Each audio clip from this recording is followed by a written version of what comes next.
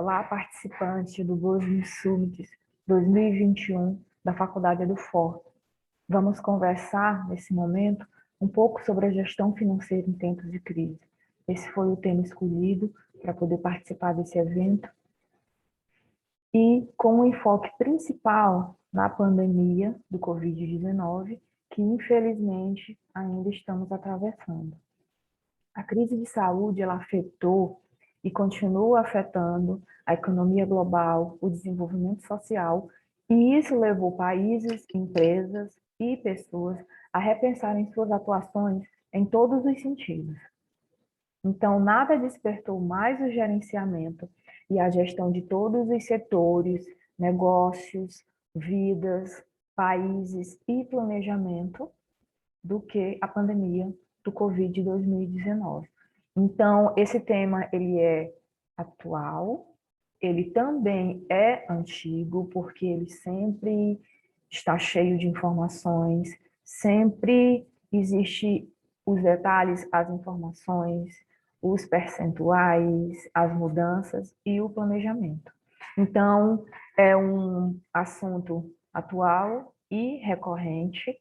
Ele é falho, ele é desconhecido por muitas empresas, muitos empresários, e ele também, muitas vezes, não é executado. Muitas vezes a gestão financeira, ela é desconhecida, quando ela é pouco conhecida, ela não é executada, mas quando ela é executada, ela consegue acompanhar, ela consegue resolver alguns problemas, ela consegue direcionar, dar o norte dentro da organização.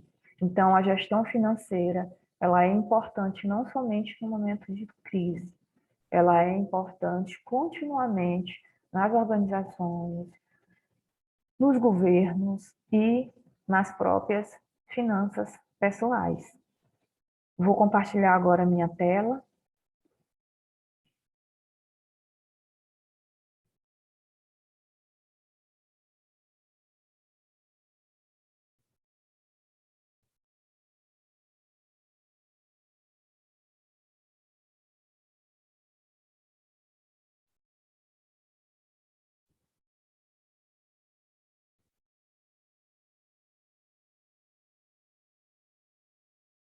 Então, essa é a nossa participação nesse evento da Faculdade EduFor, nesse evento aberto ao público, nesse evento direcionado para os nossos acadêmicos de administração e ciências contábeis, e é um assunto de suma importância para os dois cursos e para nós, enquanto cidadãos. Então, a nossa palestra é sobre gestão financeira em tempos de crise, abrangendo principalmente e sem dúvidas, esse momento que estamos atravessando, que é a crise na saúde e que anda de mãos dadas, infelizmente, com a crise financeira. Esse é o meu breve currículo, a minha apresentação. Eu sou formada em administração e contabilidade. Eu sou especialista em gestão pública. A minha área de pesquisa em gestão pública foi finanças, foi a atuação e a existência da receita do ISS, no município onde eu resido. Sou especialista também em docência superior. Os meus MBAs são em gestão empresarial com ênfase em finanças. E a minha área do outro MBA é a controladoria também em finanças. Atualmente eu sou mestranda em administração, continuando aí a minha área de pesquisa, que é a vertente das finanças. Sou professora do ensino superior e faço as consultorias e auditorias empresariais nessa atuação financeira.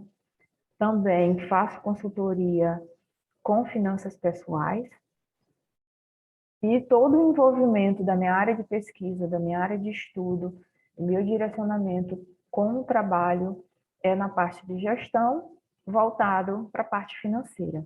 Aqui no rodapé estão os meus e-mails e o meu endereço nas redes sociais. As minhas redes sociais, elas se dividem entre pessoal e profissional, pois eu publico alguns trabalhos, algumas algumas participações, e também a vida pessoal, com exceção do LinkedIn. Então, qualquer dúvida, qualquer colocação, qualquer contribuição, qualquer feedback que foi passado através desse momento da nossa fala, da nossa apresentação, os organizadores do evento irão repassar até mim ou diretamente quem está assistindo, vai acessar o e-mail, vai enviar por e-mail e eu vou ficar muito feliz em poder responder. Então, para começar a nossa conversa, eu trago esse primeiro questionamento. O que acontece durante uma crise? Todos nós paramos para perguntar o que acontece durante uma crise em termos financeiros. Então, durante uma crise econômica, acontece o declínio da atividade econômica. Esse declínio é a queda, o consumo ele vai diminuir e com a diminuição desse consumo vai acarretar o percentual dos lucros das empresas. Sabemos que as empresas, a sua finalidade é o lucro. Então, como o lucro é a finalidade das organizações, uma crise financeira, a crise econômica é bastante grave e precisa de resolução, precisa de entendimento, precisa de estratégia. Então, com o lucro baixo, aparece as tomadas de decisão para replanejar dentro das organizações e, por consequência, vai aparecer as tão temidas demissões dos colaboradores. E os colaboradores estando desempregados, estando com pequena renda ou renda alguma, vai acarretar na diminuição mais ainda do consumo. Então, o que acontece? Isso acontece porque é cíclico. A empresa está com um pequeno lucro, com pouco lucro, ela não consegue cumprir suas obrigações, ela toma a decisão de demitir os colaboradores, e os colaboradores demitidos ficam com pouca renda, ficam com poucos recursos e diminui mais ainda o consumo. Então, é um procedimento, é uma ação, é um momento cíclico, e para isso ser resolvido, a empresa precisa fazer o replanejamento, se ela contar também com recursos. Os órgãos públicos, a federação, os estados, os próprios municípios, eles precisam desenvolver políticas econômicas para melhorar a situação financeira, para conseguir deixar aberturas para essa tomada de decisão, para esse replanejamento das empresas. Então, aplicadas as políticas econômicas, aplicadas essas estratégias financeiras de recuperação, ou de prevenção, ou de atitudes, ações durante uma crise, essas ações elas vão determinar a intensidade e principalmente a duração de uma crise, seja ela financeira, econômica, seja ela em qualquer momento em que nós conseguimos atravessar, seja em qual momento a empresa esteja passando, seja uma crise local ou uma crise global, uma crise que a empresa esteja internamente passando, isso sem esse resquício de apontar culpados. A gente pode trazer como exemplo algumas reportagens, alguns depoimentos de empresários que colocaram o dedo e apontaram que fecharam as portas por conta da pandemia. Sim, teve uma parcela aí de contribuição desse momento que estamos atravessando, mas também existe uma parcela de falta de organização, de falta de gestão financeira, de falta de fluxo de caixa para poder a empresa conseguir atravessar um momento como esse.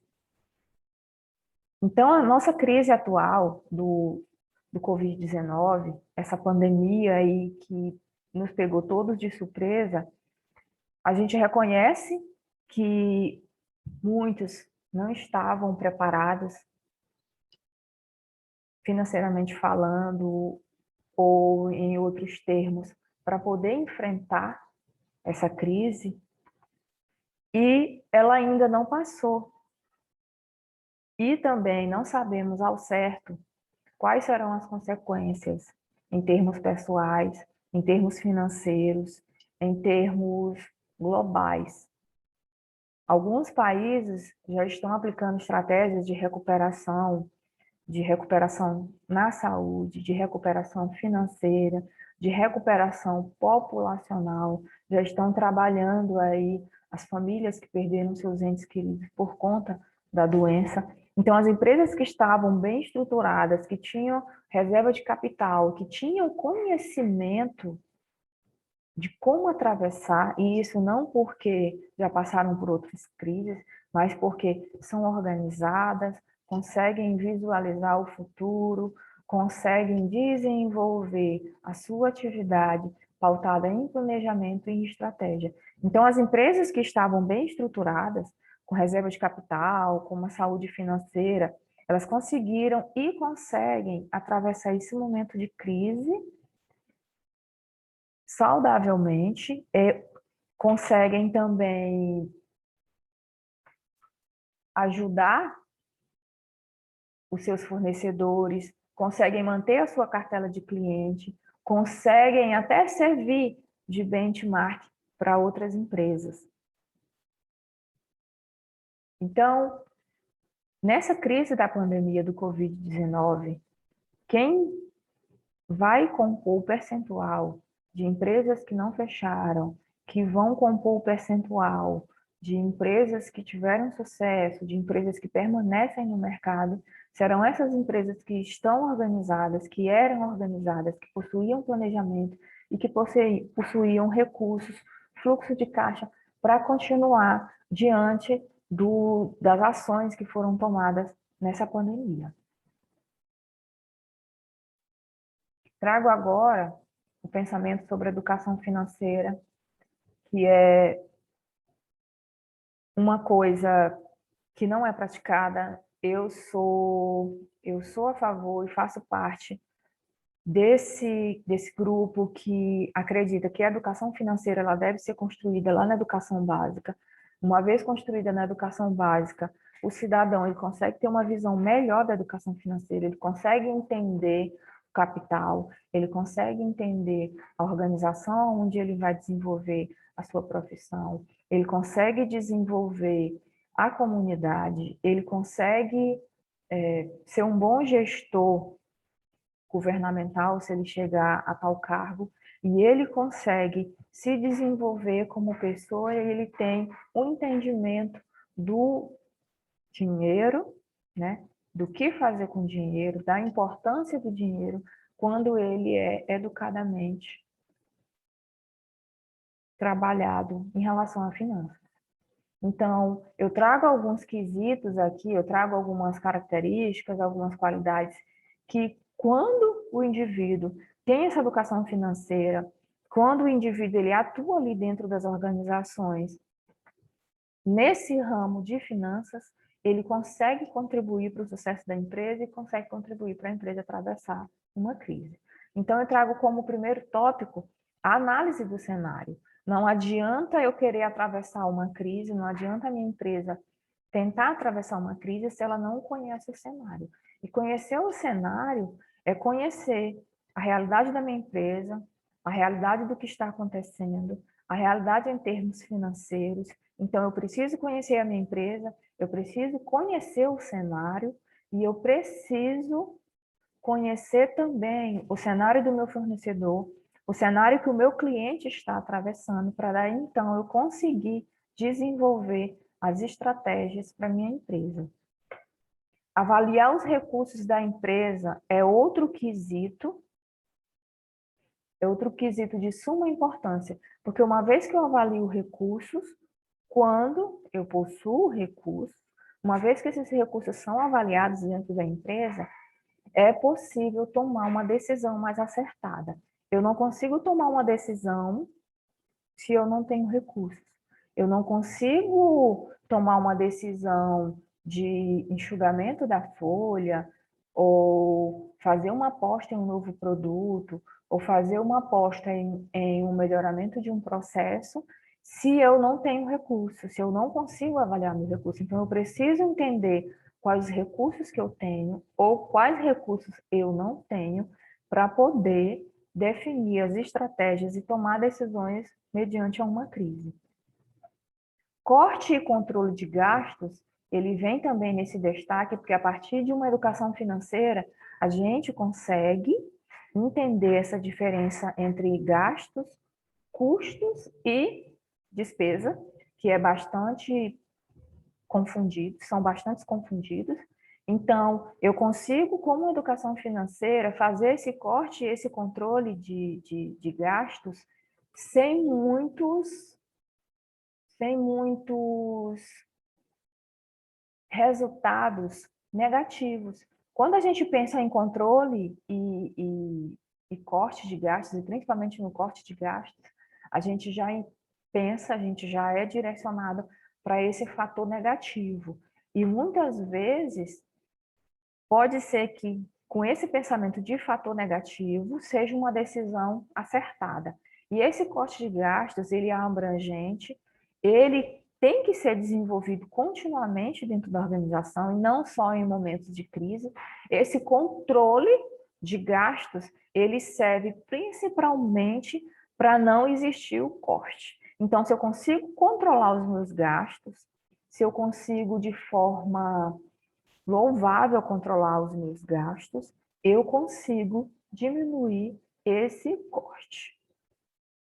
O controle serve justamente para pautar quais são os gastos que são necessários e quais são os gastos que são desnecessários.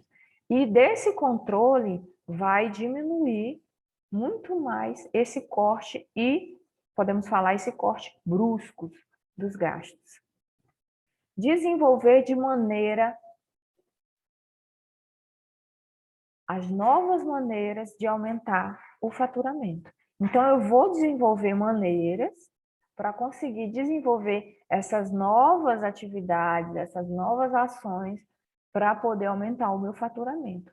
E com isso, a gente consegue trazer esses exemplos aí das empresas que não fecharam as portas, das empresas que se adaptaram ao momento, das empresas que surgiram aí na mídia e nas plataformas digitais como forma de alcançar o cliente. Podemos citar as empresas que aderiram, abraçaram aí o delivery que a gente conhecia apenas aí no ramo alimentício.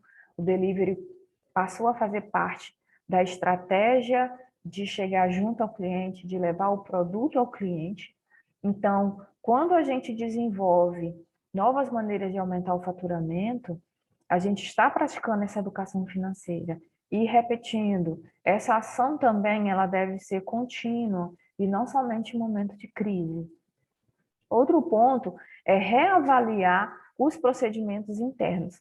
Existem as empresas aí que com seus procedimentos engessados, com seus procedimentos que precisam ser reavaliados, precisam ser melhorados para poder o planejamento fluir, para poder as estratégias funcionarem. Então, é necessário reavaliar os procedimentos internos, renegociar melhor as suas dívidas. Então, uma vez que a empresa existe dentro da empresa essa educação financeira, uma vez que os colaboradores possuem essa educação financeira, uma vez que o gestor consegue contribuir com a sua educação financeira, ele consegue renegociar melhor as suas dívidas, ele tem uma visão melhor das dívidas, ele consegue planejar e ele consegue decidir se vale a pena fazer uma quitação total dessa dívida ou ele consegue melhores renegociações, ele consegue conversar melhor com o credor e ele consegue conversar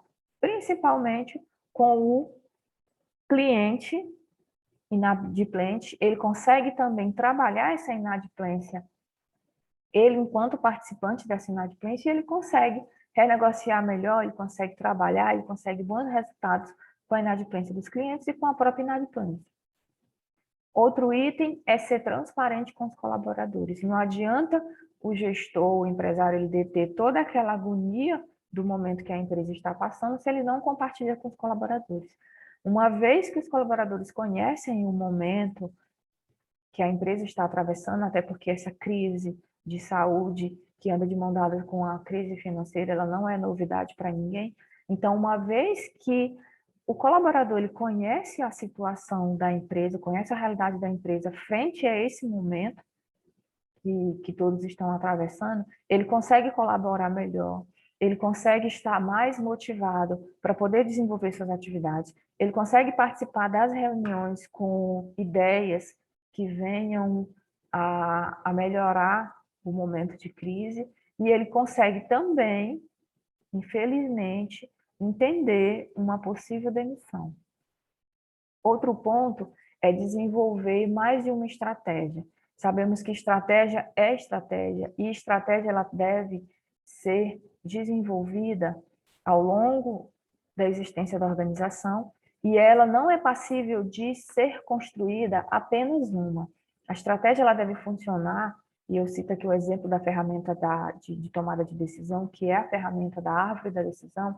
Então, eu construo a estratégia, eu desenvolvo a estratégia com as informações disponíveis, com a realidade, e eu desenvolvo a estratégia com os pontos positivos e negativos, ou seja, eu desenvolver essa estratégia, quando eu aplicar essa estratégia, qual será o meu ponto positivo quando essa estratégia funcionar? Quando essa estratégia for aplicada, qual é o meu ponto negativo? Vale a pena desenvolver e aplicar essa estratégia, mesmo tendo esse ponto positivo e esse ponto negativo? Quais serão os benefícios que a minha empresa irá conseguir quando eu aplicar essa estratégia? Então, é a velha história, eu preciso ter mais de uma, eu preciso desenvolver, eu preciso criar mais de uma estratégia, preciso ter um plano B, C, D, porque se essa única estratégia que eu desenvolvi não funcionar, como é que eu vou conseguir sair desse momento? Como é que a empresa vai conseguir sair desse momento? Então, existe essa necessidade de desenvolver mais de uma estratégia, ou estratégias casadas, ou estratégias que se complementam. Outro ponto é ter atenção total ao fluxo de caixa. Quando a empresa possui essa educação financeira, quando quem está lá à frente das finanças possui essa educação financeira, existe uma atenção maior ao fluxo de caixa. E, novamente falando, essa atenção ao fluxo de caixa ela não deve ser praticada somente no momento de crise.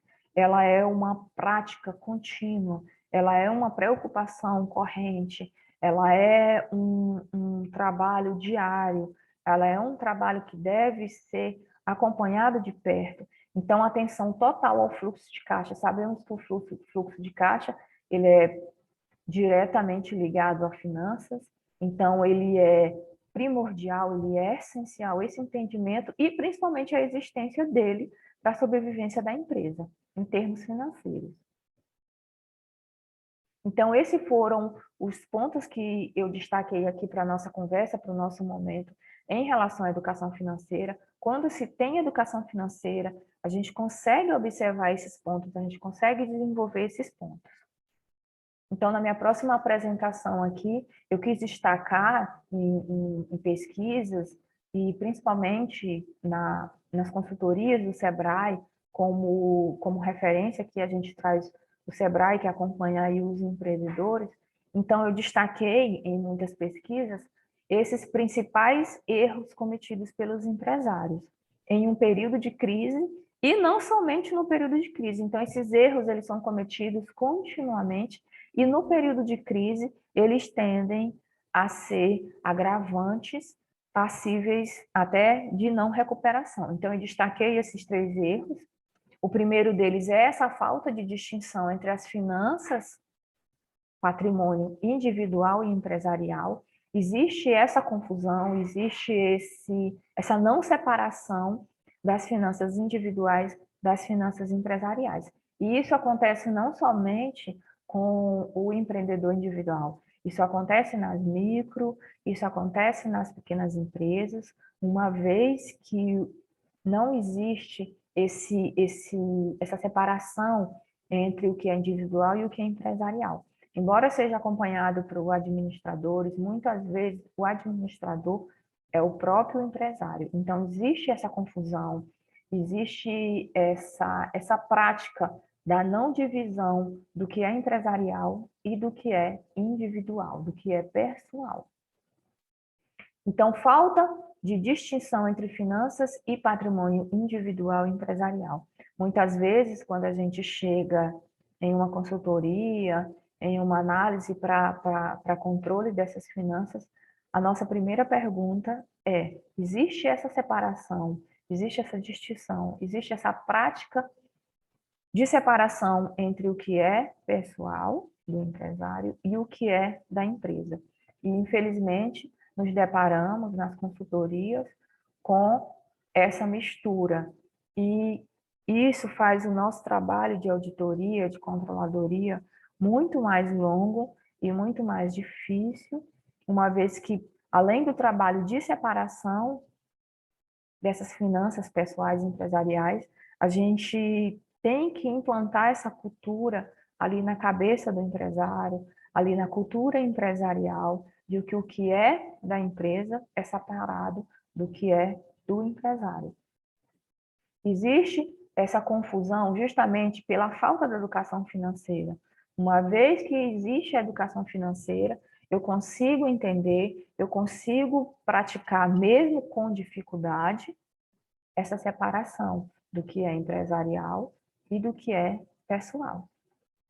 Esse ponto ele é muito tocado nas consultorias, nas conversas que o Sebrae pratica com os empreendedores.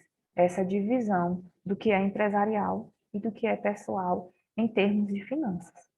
Outro ponto é a inexistência do planejamento financeiro. E essa inexistência do planejamento financeiro, ela acompanha a inexistência e a consulta ao plano geral da empresa. A esse planejamento, a esse plano de negócio inicial, a esse plano que ele deve ser revisado a qualquer momento, a esse plano que muitas vezes é construído e é engavetado e nunca mais é consultado, nunca mais ele é revisto. Sabemos que esse plano de negócio, que dentro dele compõe também o plano financeiro, o plano dos outros departamentos, o plano de marketing, o plano de manutenção, o plano de desenvolvimento, o plano de todos os setores compõe esse plano geral. E o plano financeiro, ele não é feito fora do planejamento geral. Então, ele compõe o planejamento geral, ele é necessário para o desenvolvimento, ele é um plano consultivo, ele é um plano que ele pode ser reformulado a qualquer momento, e ele é um plano que ele deve ser conhecido por todos os departamentos, por todos os colaboradores envolvidos dentro da organização no que diz respeito às finanças. Então, a inexistência desse plano financeiro e do planejamento financeiro, ele é um ponto-chave de agravamento durante uma crise. Outro ponto é a contratação de dívidas sem a previsão de receitas. Então, o que o empresário, o que as empresas pensam quando falta capital? Eu não tenho capital para cumprir as minhas obrigações. Eu fiz o meu planejamento, quando existe o planejamento, ou seja, eu olhei meus relatórios, eu fiz as análises e eu não tenho capital para poder cumprir as minhas obrigações. E em um primeiro momento, o que é pensado? Vou contrair um financiamento para poder cumprir com as minhas obrigações. E quando a empresa decide fazer esse financiamento, quando decide ir atrás aí de capital de terceiros, ela deve analisar qual é a previsão de receita. Eu possuo algumas dívidas, né, algumas obrigações. Vou contrair mais uma.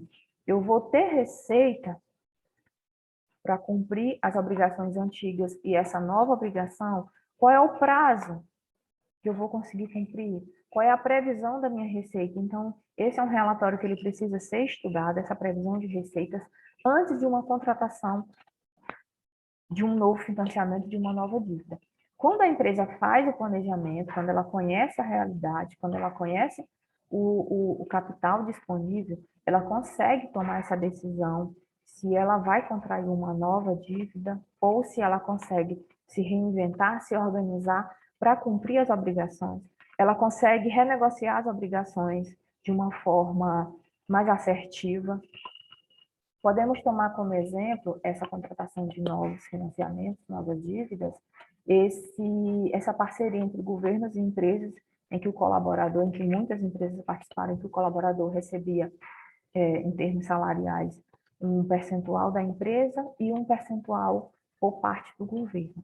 Então, muitas empresas não fizeram essa contratação de novas dívidas, não descartaram essa estratégia de financiamento para poder conseguir cumprir a folha de pagamento com essa estratégia governamental, né, com essa ajuda do governo em termos de pagamento da folha dos colaboradores. Então, essa contratação de dívidas sem a previsão de receitas, podemos dizer que é um tiro no pé. A empresa ela precisa conhecer a previsão de receita, ela precisa conhecer quais são os capitais disponíveis, qual é essa previsão de receita, qual é o prazo dessa previsão de receita, para poder ela decidir assertivamente se ela vai contrair um novo financiamento ou ela consegue trabalhar com o que ela tem. Então, esses foram os 3 erros que eu destaquei mais cometidos pelos empresários, tanto em termos de crise como em termos correntes, né, do desenvolvimento da empresa, e são erros também apontados nas pesquisas, nos órgãos consultivos, nos órgãos de apoio aos empreendedores, principalmente o SEBRAE. Nessa outra apresentação, que eu trago em branco justamente porque eu não quis, a par de algumas pesquisas, eu não quis trazer as informações que foram encontradas e destaquei ali o nosso censo, que era para ter acontecido em 2020 e estava previsto para acontecer em 2021 e até o momento não aconteceu. Então, eu trago essa página em branco de indicadores porque, apesar de alguns órgãos terem trabalhado com essa pesquisa de quantas empresas, qual percentual de empresas abriram, e por incrível que pareça, qual percentual de empresas fecharam durante essa crise da pandemia do Covid de 2019, então a gente se pergunta, muitas fecharam sim, somos conscientes disso, mas muitas empresas tiveram oportunidade de abrir em diversos nichos, com ideias melhoradas, com ideias que a pandemia trouxe.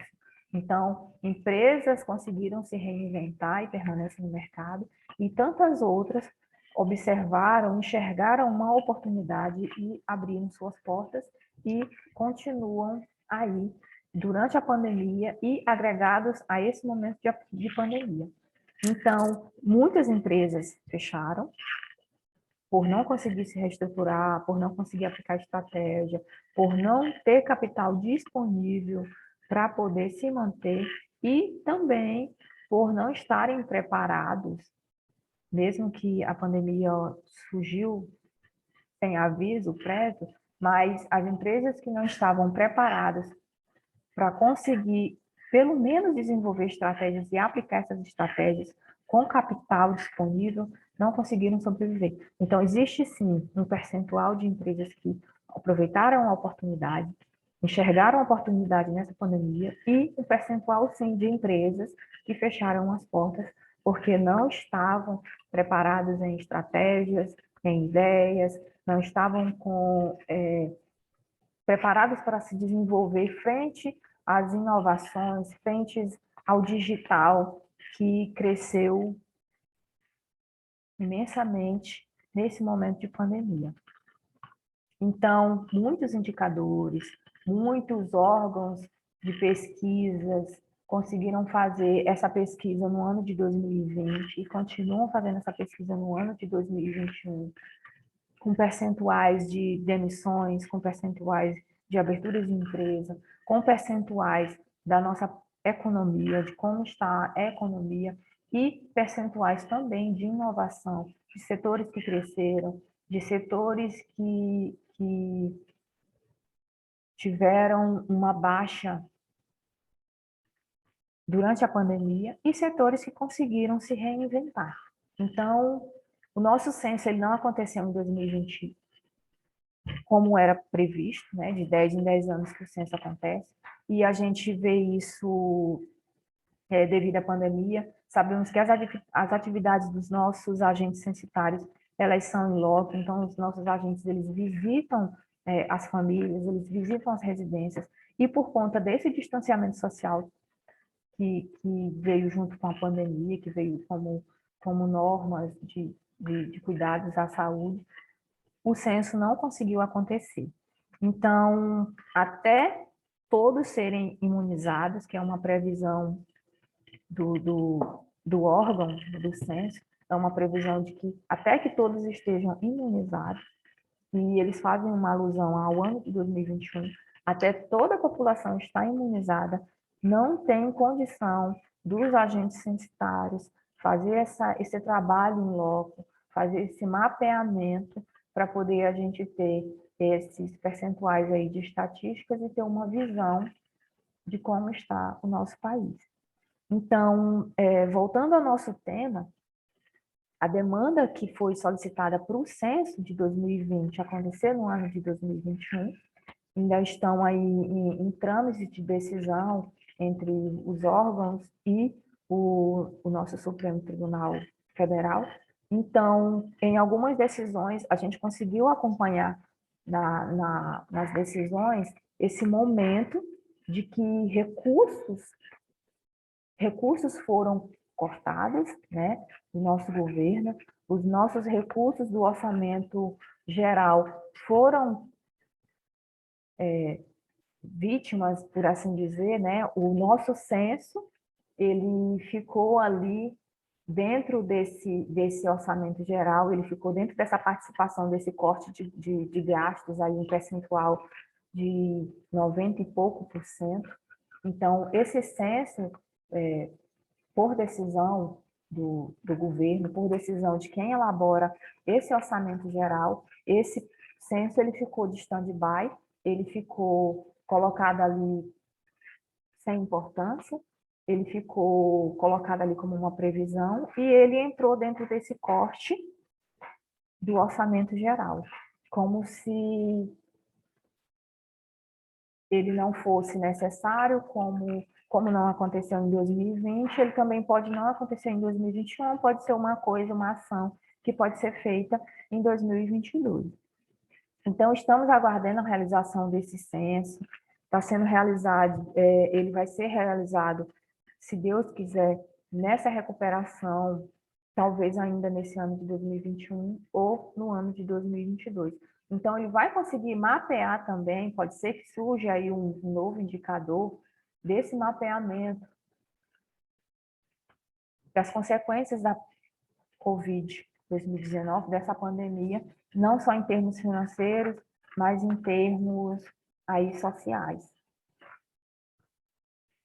Então, por isso eu deixei a apresentação aqui em branco para poder falar desses indicadores e trouxe esse destaque do censo de 2020 e 2021. Nessa outra apresentação, eu consigo destacar quais são os pontos positivos e negativos que a crise pode trazer. Os pontos positivos, e a gente consegue destacar, ainda estamos descobrindo aí quais os pontos negativos, quais essas consequências, mas como ponto positivo, a gente pode destacar que a maioria dos gestores, eles tiveram que realizar essa imersão, eles tiveram que conhecer, se não conheciam, reconhecer o negócio em que estão atuando, o mercado, entender localmente, entender regionalmente, entender o seu lugar no mercado e até entender em termos globais o seu negócio. Então, os gestores eles tiveram que realizar essa imersão dentro do próprio negócio, eles tiveram que desenvolver e rever as estratégias já existentes para conseguir se manter no mercado, e eles conseguiram aprender, eles conseguiram envolver fornecedores, envolver clientes, envolver colaboradores no desenvolvimento para a permanência desse negócio. Então, esse é o ponto positivo que eu trago com maior destaque. O ponto positivo diante dessa crise é esse reaprender, é essa resistência, é essa reorganização, é essa criação de estratégia, é essa aplicação das novas estratégias e essa sobrevivência ao mercado, tanto em termos gerais empresariais como em termos financeiros. E como ponto negativo, eu consigo destacar a baixa das vendas da oferta de serviços, o aumento das despesas e, por consequência desse aumento de despesas, né, a demissão dos colaboradores. Eu consigo destacar que é um período ruim para investimento.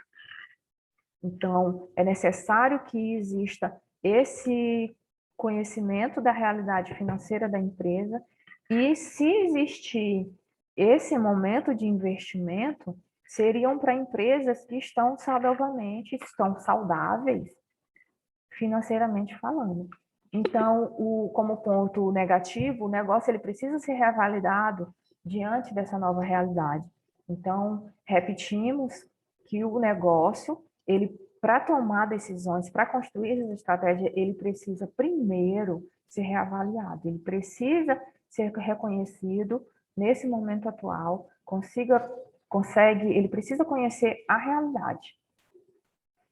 Outro lado positivo é o ensinamento e o melhoramento que essa crise vai permitir às empresas e à população futuramente falando. Então, essa crise ela permite que a gente consiga descobrir as falhas, que a gente consiga melhorar no mercado, que a gente consiga aplicar as estratégias, que conseguimos desenvolver dentro das nossas empresas essa sobrevivência e uma cultura agora reorganizada para esse momento de crise, porque devemos reconhecer que a maioria das empresas existentes ainda não tinham passado por uma crise como essa. Então, a crise ela obriga as empresas e também as pessoas físicas, os governos, a fortalecer os pontos fortes, ela obriga a trabalhar os pontos fracos e agora eu consigo destacar também 4 situações positivas que chegaram junto com essa crise. Então, eu trouxe aqui em destaque o mundo conectado, estamos muito mais conectados enquanto cidadãos, enquanto empresas. Aderimos, foram feitas adoções de novas estratégias, novas tecnologias, novas ferramentas surgiram, foi aprendido a desenvolver e a aderir, a trabalhar, a executar, a aprender, operar novas tecnologias. Existe o surgimento de inovações e o melhoramento do que já existe. Então, inovações surgiram e a gente pode trazer como exemplo as feiras de inovações que, mesmo sem a participação do público, mesmo online, algumas aconteceram ao longo de alguns países. E eu destaco também a evidência ao digital. O digital ele conseguiu chegar mais perto, ele conseguiu alcançar lugares onde ele ainda não havia chegado. E todos, sem exceção de classe, sem exceção de ramo, sem exceção de termos financeiros, o digital ele conseguiu alcançar muito mais processos, negócios e pessoas do que antes dessa crise da pandemia. Então, esses 4 pontos eu destaquei diante desses pontos positivos e negativos, e esses 4 destaques são positivos. Então, para sobreviver à crise, a empresa, além de analisar esses pontos positivos e negativos que a gente apresentou, ela precisa se pautar em algumas outras ações que deve ser uma prática contínua, mas que nesse momento de crise elas têm um destaque maior, elas precisam ser frisadas, elas precisam ter uma atenção.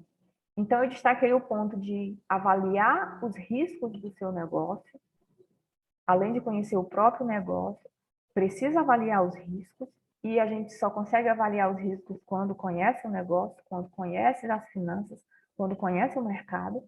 Fazer uma revisão das finanças, ou seja, isso também é uma prática contínua, é uma prática que deve ser feita desde o início da criação da empresa, a perder de vista, né, enquanto a empresa existir. Então, faça uma revisão nas finanças, essa revisão ela deve ser contínua e ela é importante nesse momento de crise.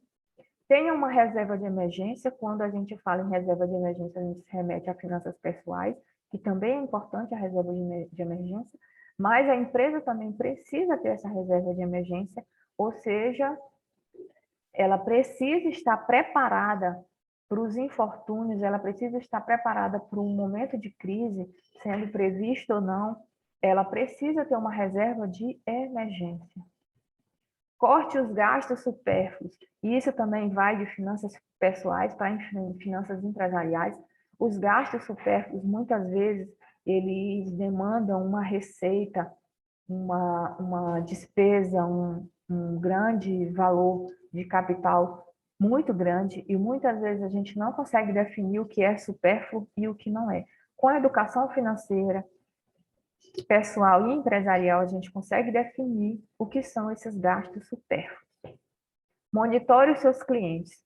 As empresas que tinham que praticavam esse monitoramento dos clientes, que eles eram próximos aos clientes, ele conhecia o cliente, ele tinha essa interação, esse envolvimento com o cliente de forma saudável,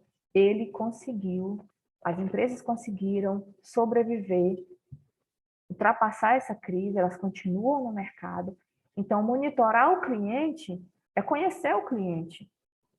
As empresas que permanecem com a sua cartela de cliente hoje, né, durante essa crise, e vão continuar com a cartela de cliente após essa crise, são as empresas que conhecem o cliente, são as empresas que têm esse engajamento para conhecer o cliente, são as empresas que são parceiras dos clientes, são as empresas que entendem o cliente e são as empresas que valorizam o cliente. Então, as empresas se reinventaram para permanecer no mercado e principalmente para manter a cartela de cliente. Outro ponto é a realização de consultas de crédito. Essa realização de consultas de crédito, ela vai servir quando eu for avaliar os riscos do meu negócio, eu vou conseguir avaliar os riscos do negócio, eu vou conseguir realizar as consultas de crédito se eu conseguir conhecer qual é a realidade financeira da minha empresa.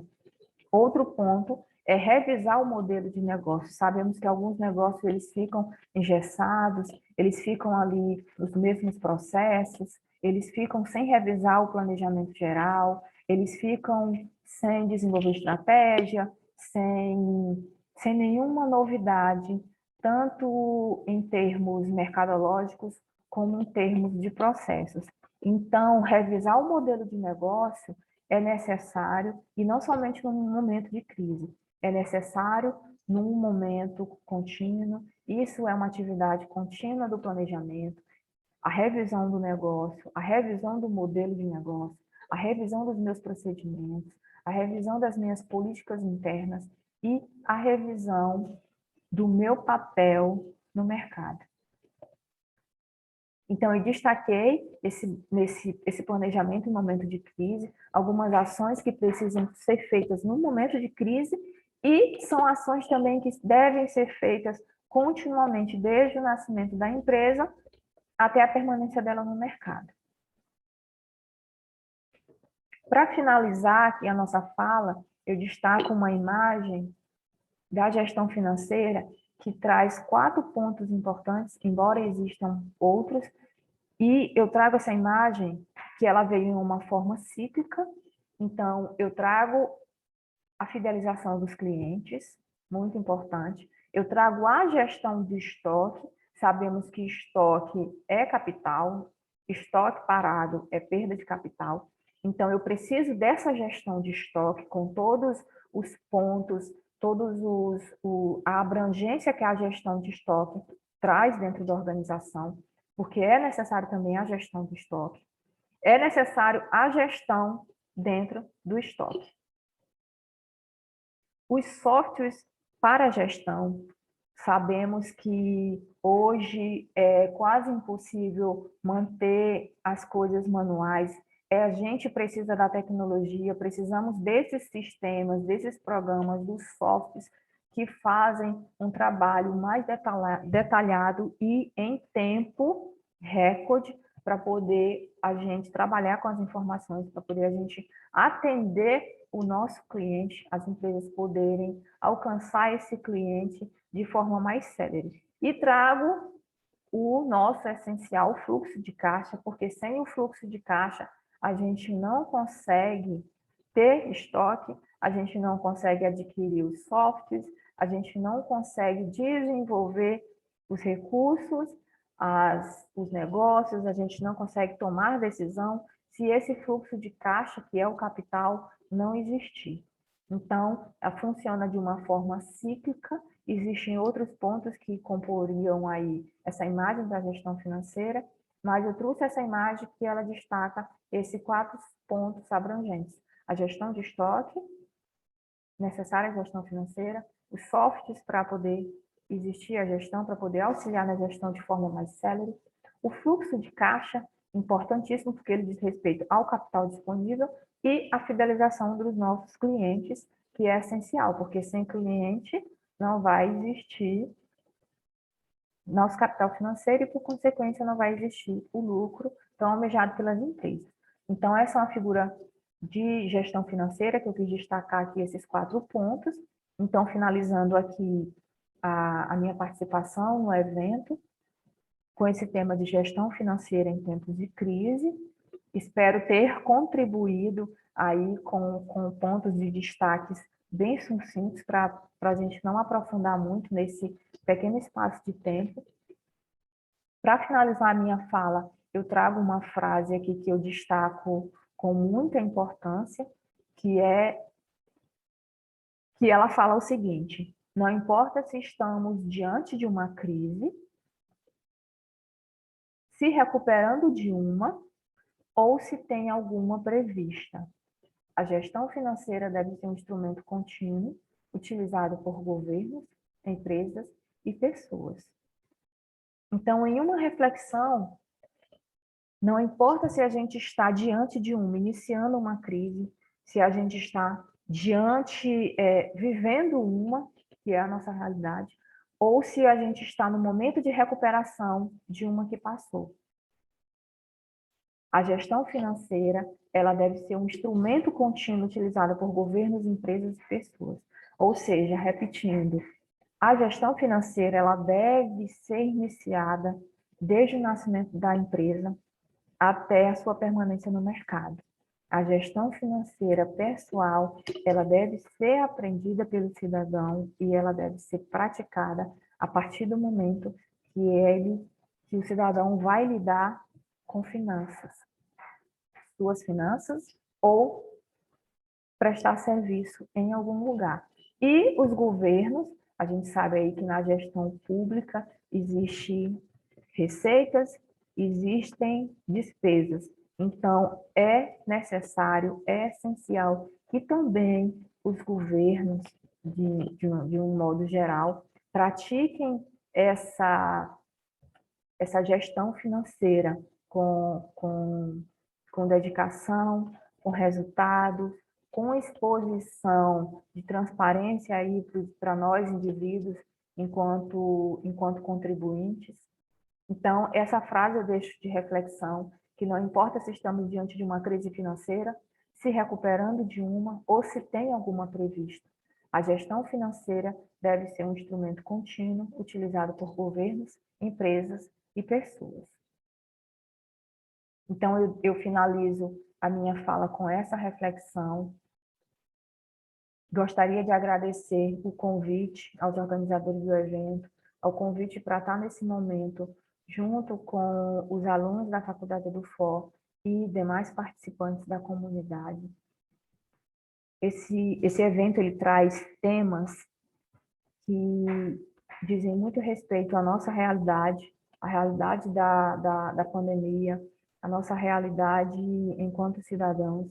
Vemos aí temas na área de marketing, temas na área de comportamento empresarial e o nosso tema que fala da gestão financeira, tão importante no momento de crise, já que a crise financeira anda de mãos dadas com a crise na saúde. Então, aproveitem o evento, assistem às outras palestras. Quem tiver a oportunidade de participar também do encerramento, que será ao vivo, desse nosso evento, participem. Como eu falei no início, dúvidas, deixem as dúvidas de alguma forma no meu e-mail ou para os organizadores do evento e eles irão passar, eles irão reportar as dúvidas, as colocações, os feedbacks e será um prazer fazer essa devolutiva para vocês a respeito da nossa apresentação, da nossa fala. Então, agradeço mais uma vez os organizadores do evento, muito feliz em participar desse momento com esse tema atual, que é passível de muita pesquisa, é passível de muitas notícias, é passível de modificação. Teremos, e como modificação a gente pode citar também, aí teremos a nossa reformulação do nosso Código Tributário, que já está parada aí há alguns anos, essa reforma aí na legislação tributária. Então, essa foi a minha contribuição nesse evento. Participem das outras palestras, deixem aí as suas dúvidas, as suas colocações, os seus argumentos, os seus feedbacks. Participem do evento, participem aí do encerramento desse evento que será ao vivo e continuem na caminhada do conhecimento, continuem buscando aí agregar parcerias, agregar mais pesquisas na formação de vocês e no entendimento de quem faz parte da comunidade aí, nesse conhecimento que a gente traz aqui. Então, obrigada pelo momento, obrigada pela disponibilidade do tempo de vocês em ouvir a nossa fala, a nossa participação no evento. Então, até a próxima